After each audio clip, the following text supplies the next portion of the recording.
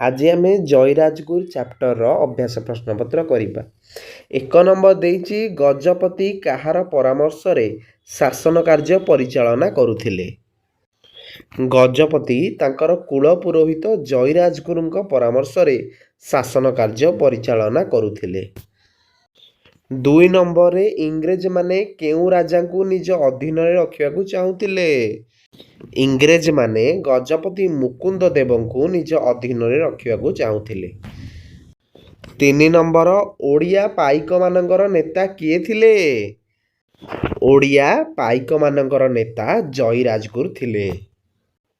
4 number प्रश्न ओडिया पाइक माने कहा आगरे बेसी दिन लड़ी पारले नहीं। ओडिया पाइक माने शत्रुर गुलीगोला तोपो कमाण आगरे बेसी दिन लड़ी पारले नहीं। 5 नंबर प्रश्न जयराजगुरुंक केउठी ओ किपरि फांसी दिया जाइथिला। जयराजगुरुंकु मेदिनीपुर निकटरे थिबा बाघीतोटा नाळकूଳରେ थिबा एक झंकाଳିया बरगछर 2 डाळकू एकाठी बांधी सेथिरे तांको 2 गोड़कू बांधी दिया जाइथिला। तापर से बरडाल 2टी को फिटाई दिया जाई तांकू फांसी दिया जाइथिला। नेक्स्ट पिलाने आमको देइछि एई सब शब्द गुड़िकर आम गोटे सार्थक्य वाक्य गढ़िबा। प्रथम देइथिला गजपति जयराजगुरु गजपति मुकुंद देवंकर कुल पुरोहित थिले। नेक्स्ट पाइक ओडिया पाइक माने इंग्रेज मानक विरोध रे लड़ाई आरंभ करिथिले। परामर्श ज्ञानी लोक मानक ठारू परामर्श नेबा आवश्यक। नेक्स्ट आदेश तुमर ही आदेश मु मानि पारिबी नहीं। गौरव आमे सर्वदा आम देशर गर्व और गौरव को बजाय रखिबा उचित। बेपारी काच बेपारीटी ग्रामांतर गला। बलिदान जयराजगुरु गुरुंकर बलिदान आम समस्त प्रेरणार उत्स। नेक्स्ट देला यही सब वाक्य गुड़िकर शब्द गुड़िकर आम विपरीत अर्थबोधक शब्द लिखिबा। प्रथम देला राजी राजीर हम अराजी कठिनर तरल साहसीर भीरु बा डरुआ दोषर निर्दोष हारिबार जितिबा शेषर आरंभ। नेक्स्ट आम चित्र देखी नाम लिखिबा। ये किए आमर ये होचंती वीर सुरेंद्र साय बुझेला सुरेंद्र साय। तापर ये होचंती आमर किए होचंती आमर जयराजगुरु जयराजगुरु। नेक्स्ट नेक्स्ट ये होचंती आमर बक्सी जगबंधु।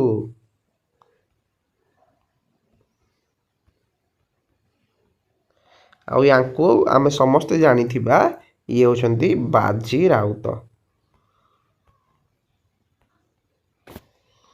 नेक्स्ट आमे करिबा मुकुंद देव किए। ओडिशार शेष स्वाधीन हिंदू राजा होचंती मुकुंद देव। 2 नंबर जयराजगुरु किए। जयराजगुरु गजपति मुकुंद देवंकर कुल पुरोहित थिले। 3 नंबर प्रश्न खोर्धा वीर मानकू कौन डका जाइथिले। खोर्धार वीर मानकू पाइक बोली डका जाउथिला। 4 नंबर प्रश्न खोर्धा वीर केउ अस्त्र नहीं लड़ुथिले। खोर्धार वीर ढाल और तरवारी अस्त्र नहीं लड़ुथिले। नेक्स्ट आमर राजगुरुंकर काहींकी विचार हेला नहीं। तांकर विचार हेला नहीं कारण से थिले इंग्रेज मानकर प्रथम शत्रु। नेक्स्ट चित्र देखि आमे स्थानर नाम कहिबा। ये होचंती आमर बारवाटी दुर्ग। तापरे एला बारवाटी दुर्गर गोटे कांथ आमर दुर्गर कांथ।